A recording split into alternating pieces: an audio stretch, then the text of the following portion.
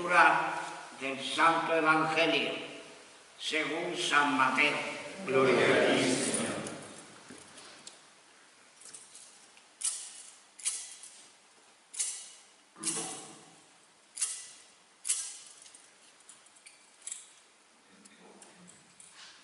En aquel tiempo dijo Jesús a sus discípulos: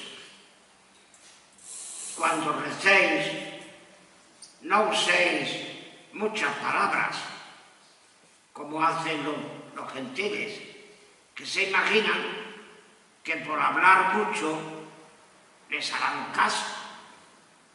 No seáis como ellos, porque vuestro Padre sabe lo que os hace falta antes de que se lo pidáis.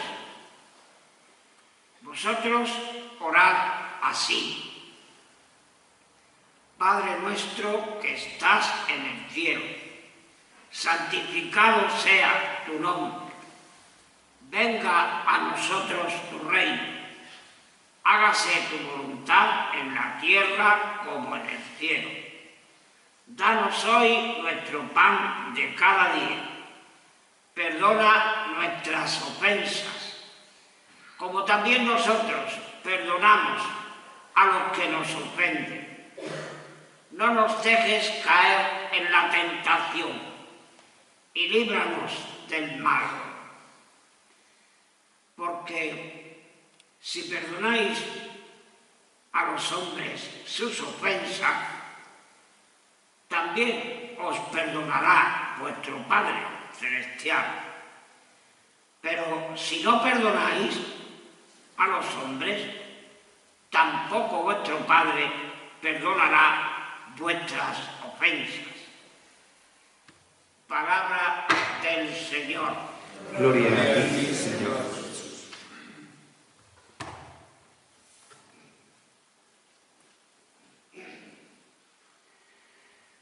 Querido director de la casa, querido Pepe, hermano concelebrante, querido hermano mayor y junta de gobierno de esta fervorosa, ilustre y salesiana hermandad y cofradía de Nazareno de nuestro Padre Jesús de la Oración en el Huerto, y María Santísima del Rosario en sus misterios dolorosos y San Juan Bosco.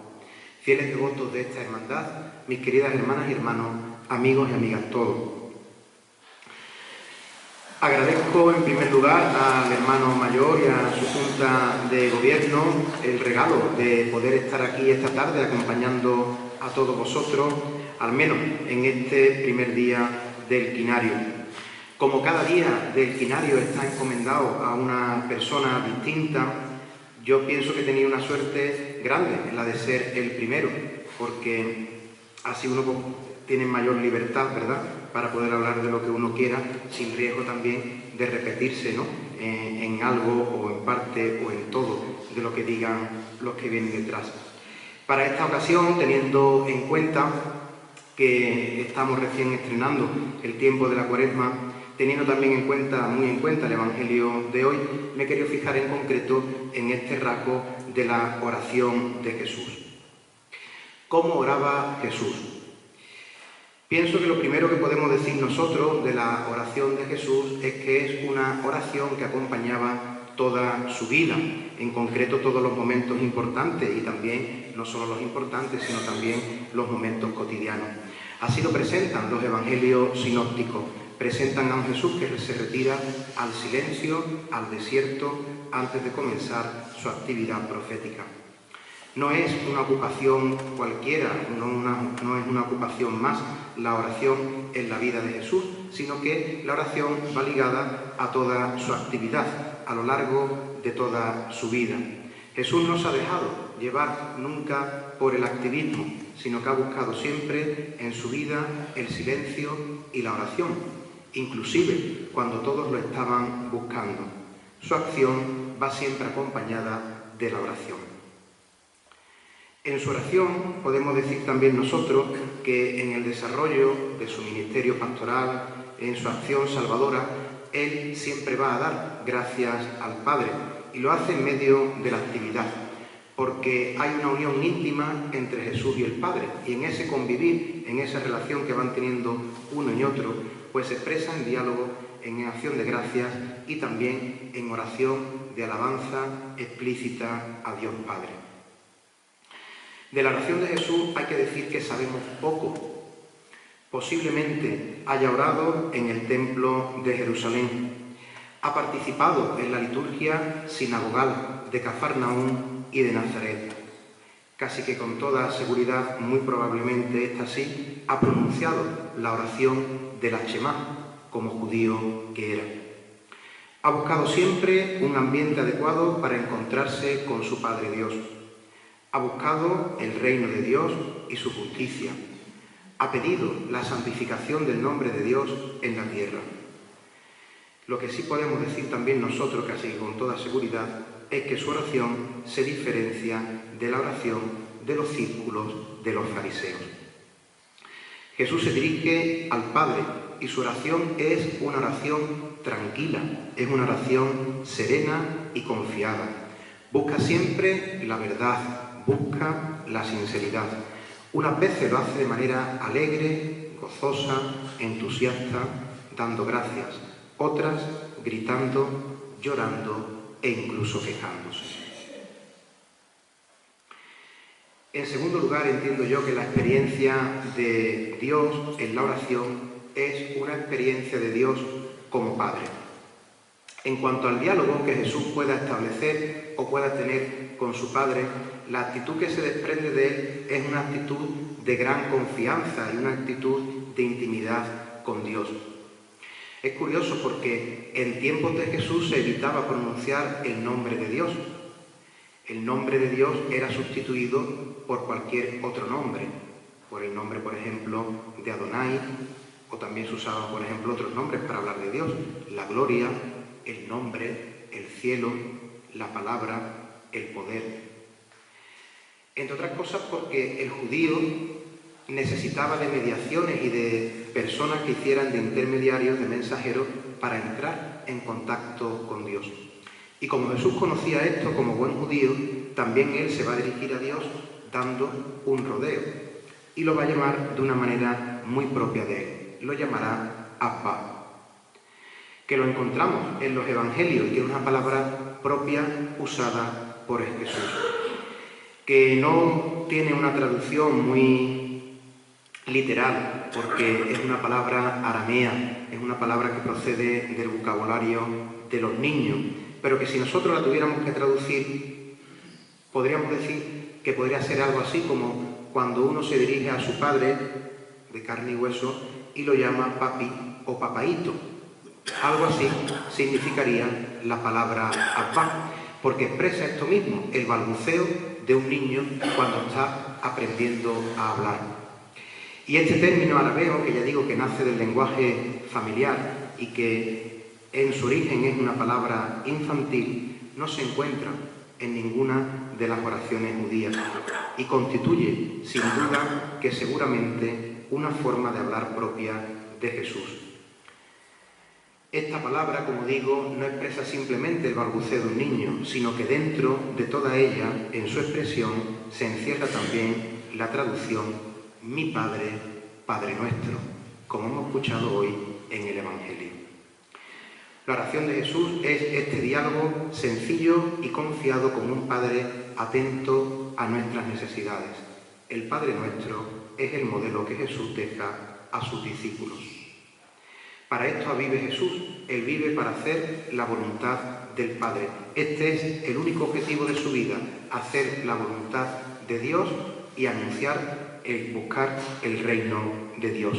No trata él nunca en ningún momento de modificar la voluntad de Dios, todo lo contrario, adapta la suya a la del Padre.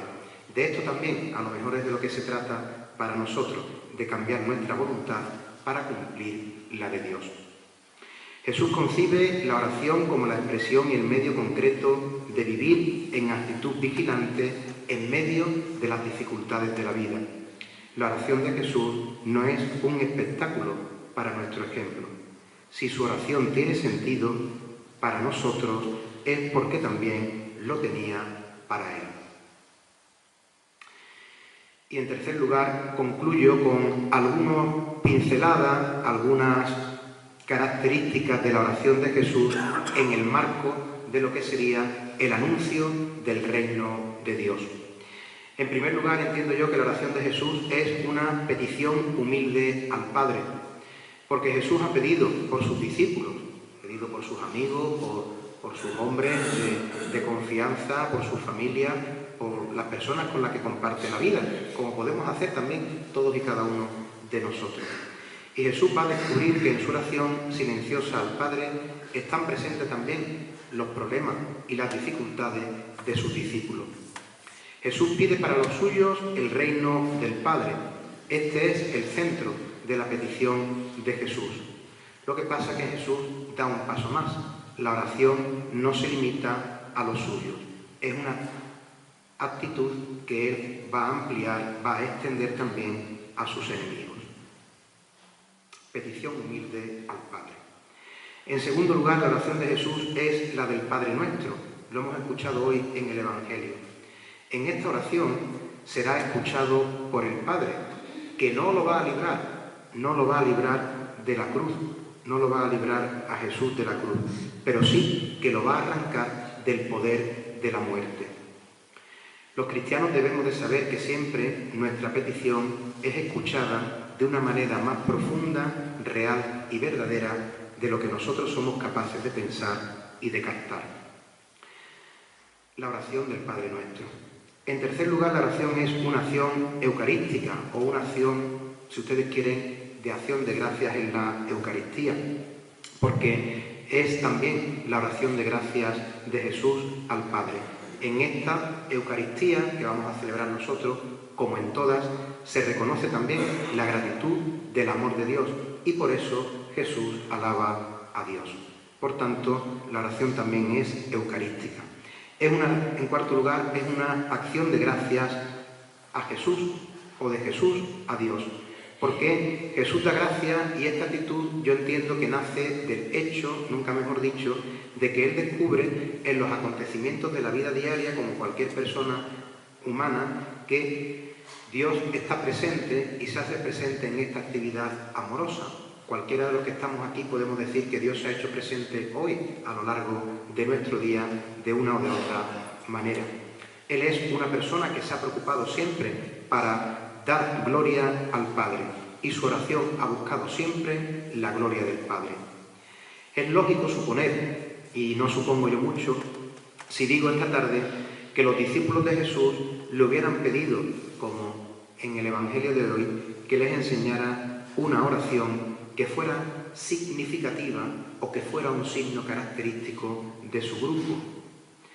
Digo con otras palabras, un formulario, algo que completara aquellas oraciones tradicionales judías o bien que las sustituyera por otras plenamente. Se le pide a Jesús una fórmula de oración en correspondencia con el contenido de su mensaje.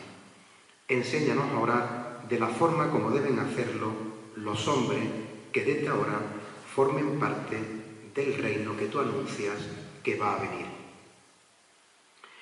Y por último, entiendo que la oración de Jesús supera los formalismos o la formulación, los formulismos de la oración judía. Jesús buscaba lugares y momentos para estar solo, buscaba lugares y momentos para poder orar y hacerlo con libertad y con entrega. Por eso digo que su oración supera los legalismos de los tiempos determinados para rezar, que consistía muchas veces principalmente en recitar oraciones de memoria, que como buen judío debía dedicar diariamente tiempo a ello. Jesús da un paso más, ora en la vida y prolonga muchas veces los momentos de oración. Se dirige a Dios con palabras sencillas, con el lenguaje de todos los días, como hacemos nosotros. Incluye la oración en la vida cotidiana. Concluyo. Pienso que en este tiempo de Cuaresma puede ser para nosotros un tiempo privilegiado para profundizar en la oración, para reflexionar todos y cada uno de nosotros sobre cómo oramos. Esto es lo que nosotros debemos preguntarnos en estos días. ¿Cómo y cuál es mi relación con Dios? La clave está en mi experiencia con Dios. La clave de la oración la descubrimos en Getsemaní, en la oración informal, no en la oración formal. La autenticidad está en lo informal, en lo cotidiano.